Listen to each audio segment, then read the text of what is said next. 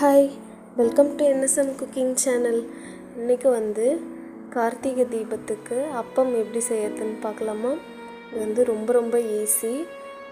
இப்போ வாங்க எப்படி செய்யறதுன்னு பார்க்கலாம். அதுக்கு ரவை வந்து ஒரு கப் எடுத்திருக்கேன். இப்போ நீங்கள் எந்த கப்பில் அளக்குறீங்களோ அதுவே வந்து மற்றது எல்லாமே வந்து நம்ம அளந்துக்கணும். ஒரு கப் ரவை, ஒரு கப் வந்து மைதா, ஒரு கப் சுகர்,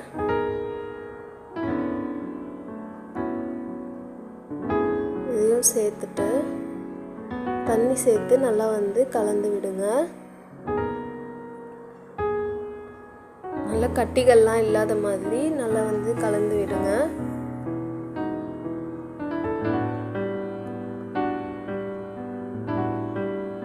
இது வந்து ரொம்ப ஈஸி தான் செய்யறது. ஒரு பிஞ்ச் வந்து சால்ட் சேர்த்துக்கலாம்.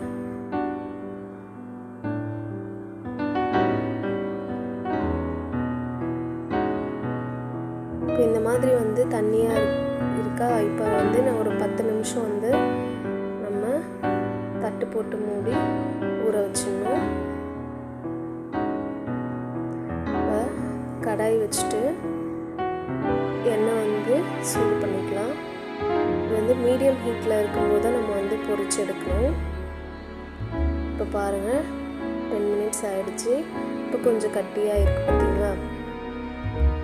இப்போ பிளாக் கிரேப்ஸ் வந்து நான் சேர்த்துக்கிறேன். இது வந்து ஆப்ஷனல் தான், சேர்த்தா நல்லாயிருக்கும், அதனால தான் சேர்த்தேன்.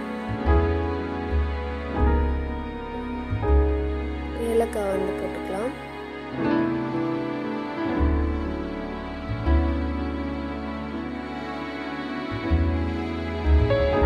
இப்போ பாருங்கள், எண்ணெய் வந்து சூடாயிடுச்சு. இதில் ஒரு கரண்டியை நம்ம எடுத்து ஊற்றணும்.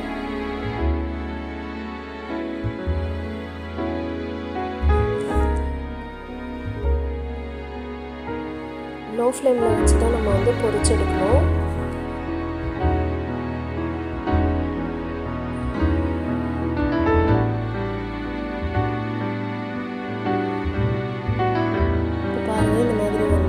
பூரி மாதிரி ஊற்றி வந்திருக்கா, இதுதான் வந்து கரெக்டான இதுவாக இருக்கும். இந்த மாதிரி கோல்டன் ஃப்ரை ஆனதும் நம்ம வந்து எடுத்து வச்சிடணும். அவ்வளோதான், ரெடி ஆகிடுச்சு. நீங்களும் வந்து வீட்டில் கண்டிப்பாக இந்த கார்த்திகை தீபத்துக்கு ட்ரை பண்ணி பாருங்கள். ரொம்ப டேஸ்ட்டாக சூப்பராக இருக்கும், சாஃப்டாக இருந்துச்சு. அவ்வளோதான். இந்த வீடியோ உங்களுக்கு பிடிச்சிருந்தா லைக் பண்ணுங்கள், ஷேர் பண்ணுங்கள், மறக்காமல் சப்ஸ்கிரைப் பண்ணிவிடுங்க. Thanks for watching. Bye.